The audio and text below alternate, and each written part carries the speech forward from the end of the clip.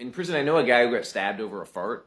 Because when you live in a bathroom with another human being, in a tiny space with another person where you don't have nearly enough time to yourself or time away from this person, the tiniest things get blown out of proportion.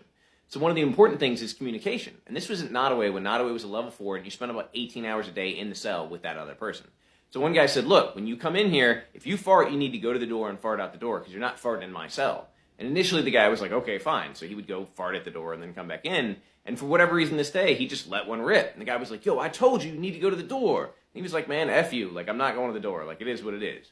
And that was the beginning of the conflict that ended up with the one guy stabbing the other.